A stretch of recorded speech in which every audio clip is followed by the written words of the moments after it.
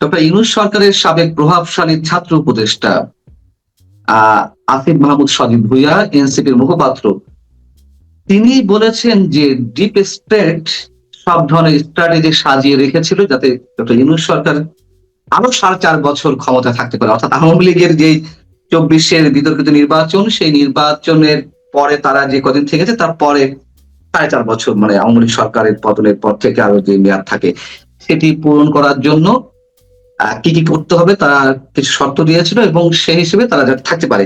আপনি তার এই বক্তব্যটিকে কিভাবে দেখছেন? এবং আমরা এতদিন ধরে বলে এসেছি যে ডিপ স্টেটের খেলা চলছে, ভয়ঙ্কর একটি খেলা আছে নানান পর্যায়ে, অবশেষে সেই আসিফ মাহমুদ সজীব ভুঁইয়ার মুখ থেকেই এই কথাটি বের হলো। আসিফ ভুঁইয়া সে এনসিপির মুখপাত্র, তার যে রাজনীতি করার ম্যাচুরিটি হয় নাই এটা তিনি বুঝতে পারেন নাই। কারণ আমাদের দেশে আসলে ওই অর্থে ডিপ স্টেট কিন্তু পুরোপুরি ফাংশন করে না। আমাদের দেশের যে ডিপ স্টেট সেটা কিন্তু বিদেশি ডিপ স্টেট গুলা পরাশক্তির উপরে নির্ভরশীল, তাদের নির্দেশে ফাংশন করে। ডিপ স্টেট মানে হচ্ছে সকল এজেন্সির একটা আলাদা, এবং সরকারের একটা চিকেন ক্যাবিনেট থাকে, তাদের সমন্বয়ে যেটা হয় এটাকে ডিপ স্টেট বলে, অর্থাৎ পলিসি মেকিং, সোজা কথা। কিন্তু আমাদের দেশের এই ডিপ স্টেট কিন্তু স্বাধীনভাবে পলিসি মেকিং করতে পারে না। তারা পরাশক্তিগুলার পরামর্শে বা তাদের প্রেরণায় বা তাদের পরামর্শে তারা কিন্তু কাজ করে। আপনি দেখেন এর আগে সাখাওয়াত সাহেব বলেছিল যে একটা কিচেন ক্যাবিনেট আছে, তারা যায় গুলশানে বসে, তারা যে সিদ্ধান্ত নেয় সেটা আমরা বসে থাকি, যার সিদ্ধান্ত হয়ে যায়। অর্থাৎ সরকারের ভিতরেও সরকার ছিল। হ্যাঁ, এটাই। তা এখন আমি যেটা বলছিলাম, সজীব ভুঁইয়া তিনি রাজসাক্ষী হয়ে গেলেন। শেখ হাসিনার সময় আইজিপি সাকরা রাজসাক্ষী ছিল, এখন রাজসাক্ষী হয়ে গেল। কারণ নির্বাচনটা তো আমাদের সংবিধান অনুযায়ী এটা সাংবিধানিক সরকার, সরকারের পক্ষ থেকে বলা হয়েছে অন্তর্বর্তীকালীন সরকার সাংবিধানিক সরকার। এখন এই সরকার যদি সাংবিধানিক সরকার হয়, সংবিধানে 3 মাসের ভিতরে নির্বাচন, কোন কারণে নির্বাচন কমিশন যদি প্রস্তুত না থাকে তাহলে 6 মাসের ভিতরে নির্বাচন হতে পারে। 6 মাসের ভিতরে নির্বাচন না হয়ে এই যে 18 মাস পরে নির্বাচন হলো, এটা তো একটা সাংগঠনিক শূন্যতা হলো এবং সংবিধান ভায়োলেট করা হলো। তাহলে বোঝা যাচ্ছে আসিফ মাহমুদকে পাকড়াও করলেই সব ডিপ স্টেট কোনটা কার পরামর্শে এটা ঘটলো সেটা তো প্রমাণ হবে, তাকে তো রাজসাক্ষী করা যাবে, রাজসাক্ষী পাওয়া গেল তো।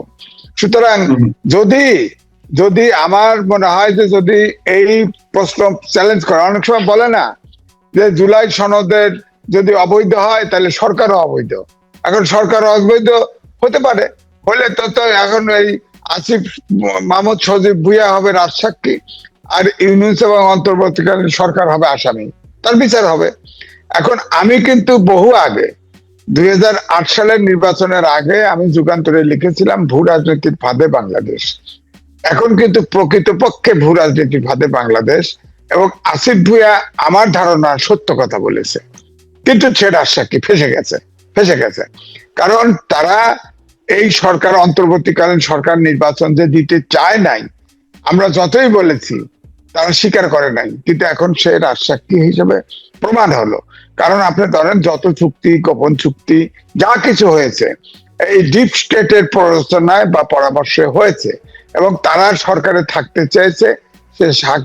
শেখ হাসিনা 2028 সাল পর্যন্ত তার মেয়াদ ছিল, ওই মেয়াদ পর্যন্তই তারা টানতে চেয়েছে, কিন্তু শেষ পর্যন্ত পরিস্থিতি অনুকূলে নয়, অর্থাৎ দেশের অর্থনীতি থেকে শুরু করে সবকিছু বিশৃঙ্খল অবস্থা তৈরি করে ফেলেছে। এই কারণে তারা ফাইনালি সরকারটাকে নির্বাচন দিয়ে সটকে পড়েছে। কিন্তু এখন আপনি লক্ষ্য করে দেখেন, ডক্টর মোহাম্মদ ইউনূস সংসদ অধিবেশন ডাকে, সেখানে হ্যাংলার মতো যায় ওই দর্শক গ্যালারিতে বসে থাকে, কত ছোট লোক। মেঘনাতে আপনার প্রধানমন্ত্রী জনগণের সাথে সাক্ষাৎ করে, সেখানেও ভিড় ঠেলে আবার বলে তার ওখানে আসতে এসেছে পাহারা সহ, তার কাছে প্রধানমন্ত্রীর কাছে পৌঁছাতে তার 3 ঘন্টা সময় লেগেছে। পত্রিকায় এসেছে। অর্থাৎ এই আচরণগুলো দেখে কি মনে হচ্ছে, এখনো তার খায়েশ বেটে নাই, এখনো হয়তো তার আকাঙ্ক্ষা, ভিতরে সুপ্ত আকাঙ্ক্ষা আছে সরকারে যদি থাকা যায় এরকম। আমার প্রশ্ন হচ্ছে এই যে সজীব ভুইয়া, এখন তো এই রাষ্ট্রপতি তো বিচার চাইতে পারে। তার সাথে তো এই যে ইউনূস যত বিদেশ ভ্রমণ করেছে, যত চুক্তি স্বাক্ষর করেছে, গোপন প্রকাশ্য, সবটা তো রাষ্ট্রপতিকে সংবিধানে আছে, রাষ্ট্রপতির কাছে পেশ করবেন, তিনি সংসদে উত্থাপন করবেন। তিনি তো 18 মাসে একবারও রাষ্ট্রপতির সাথে দেখা করেন নাই, তিনি তো সংবিধান ভায়োলেট করেছেন। এছাড়া তো ওই আসিফ মাহমুদ, সজীব ভুইয়া সহ সব উপদেষ্টা, প্রধান উপদেষ্টা সহ সবার বিরুদ্ধে দুদকে মামলা হয়েছে, অভিযোগ হয়েছে।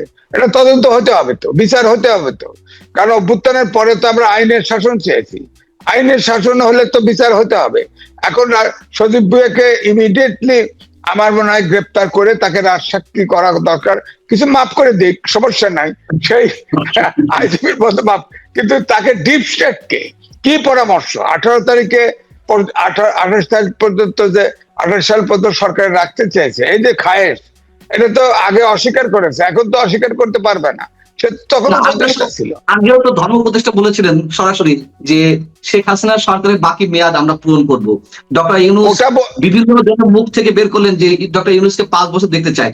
আমার প্রশ্ন হচ্ছে যে আপনি যে ডিপ স্টেটের কথা বলছেন, এগুলো তো আমরা আলোচনা করে আসছি গত 1.5-2 বছর ধরে, যে করিডোর মিয়ানমারকে দেওয়া যুক্তরাষ্ট্রের পরামর্শে জাতিসংঘের মাধ্যমে, তার একটি প্রস্তাব, বন্দর বিদেশিদের হাতে তুলে দেওয়া, মিয়ানমারের খনিজ সম্পদের দিকে যুক্তরাষ্ট্রের চোখ রয়েছে, সেই বাংলাদেশের মধ্য দিয়ে তারা কিভাবে ঢুকবে সেই ধরনের একটি পরিকল্পনা রয়েছে। এবং সর্বোপরি যে 5 আগস্ট আন্দোলন, শেখ হাসিনার বিরুদ্ধে মানুষ আন্দোলনে নেমেছিল সরকার পরিবর্তনের জন্য বা নির্বাচন সুষ্ঠু গণতান্ত্রিক প্রক্রিয়া হওয়ার জন্য, সব ঠিক আছে, কিন্তু এই আন্দোলনের পেছনে একটি ম্যাটিকুলাস ডিজাইন ছিল, সেটা ডক্টর ইউনূস নিজে স্বীকার করেছেন। অর্থাৎ সব 2-2-4 মিলে যাচ্ছে, এই ডিপ স্টেটের খেলা অনেক আগে থেকেই চলছে, যদি আমি সমীকরণগুলো ভুল না করে থাকি। সেই জায়গা থেকে আপনার কাছে আমার প্রশ্ন যে এই মুহূর্তে এসে সজীব ভুইয়া কেন এই মন্তব্যটি করলেন? না, সে আমার মনে হয় তার ম্যাচুরিটির অভাব। এনসিপি একটা পলিটিক্যাল পার্টি, তার মুখপাত্র সে, তার এই মুহূর্তে এই কথা, নাকি নতুন কোনো খেলা আছে? নতুন খেলা করে কোনো লাভ হবে না। নতুন খেলা হচ্ছে পরাশক্তি গুলা নির্বাচনের, বাংলাদেশের নির্বাচনের আগে এবং পরে সবসময় অ্যাক্টিভ থাকে। এখনো ধরেন, বিশেষ করে আমি বলবো পরাশক্তি উদীয়মান, পরাশক্তি ভারত তো আছেই আমাদের পাশে, রাশিয়া, চীন বলেন, আমেরিকা তো আছেই, তারা কিন্তু সবাই এই নানা ভৌগোলিক কারণেই বাংলাদেশকে সবাই পক্ষে পেতে চায়। সুতরাং এই টানাপোড়েনের মধ্যে আসি আমরা। ধরেন ভারত বিশেষ করে আমাদের 3 দিকে ঘিরে আছে। ভারতে তো আমাদের দেশের অনেক বাজার ব্যবস্থার বাইরেও, ধরেন তাদের চিকেন নেক, 7 সিস্টার, এগুলো কিন্তু স্পর্শকাতর জায়গা। এটা ঠিক রাখতে হলে বাংলাদেশের ভূখণ্ড দরকার, বাংলাদেশের সহযোগিতা দরকার। এই জন্য ভারত কিন্তু সবসময় বাংলাদেশের সরকারের সাথে সম্পর্ক রাখতে চায়। এখন আপনি দেখেন, খেয়াল করে দেখেন, বিএনপির পক্ষ থেকে আগে কিন্তু বলা হতো, আমি নিজেও বলেছি, যে গণতান্ত্রিক রাজনীতিতে একটা রাজনৈতিক দল আরেকটা রাজনৈতিক দলের নিষিদ্ধ চাইতে পারে না। বিএনপির কিন্তু কিছুটা পার্থক্য হয়ে গেছে মতের। এখন কিন্তু বলছে যে আওয়ামী লীগ নিষিদ্ধ ছিল, নিষিদ্ধই থাকবে। আগে কিন্তু এই ভাষা ছিল না।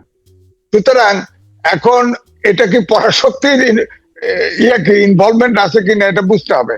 তবে আমার মনে হয় এই সজীব ভুইয়া এই কথা বলার পরে ইমিডিয়েটলি বিএনপি তৎপর হওয়া উচিত, এবং সরকার তৎপর হওয়া উচিত, এবং দুদকও তৎপর হওয়া উচিত সরকারের পক্ষ থেকে। এই ডিপ স্টেটকে কি ষড়যন্ত্র, কারণ এগুলো তো ডক্টর মোহাম্মদ ইউনূস তার ব্যক্তিগত এনজিও এবং তার ব্যক্তিগত লোকজন বিদেশ থেকে এনে সরকারটা চালাইছে। সবার যার যার মতো এজেন্ডা ছিল। Doctor Mohammad Yunus American citizen, সুতরাং তার তো এজেন্ডা আছে। ডিপ স্টেট তো সে একাও একটা। সুতরাং এদেরকে সব পাকড়াও করে বিচার করা উচিত।